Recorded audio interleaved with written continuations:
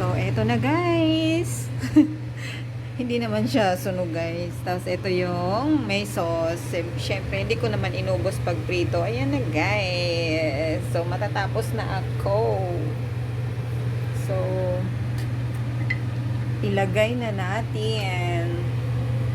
Ito na siya. Siyempre, patuluin yan na mantika na mantika. Ayan.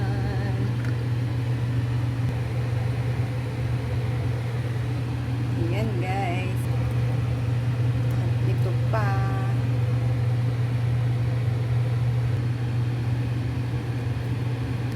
And lastly, this one.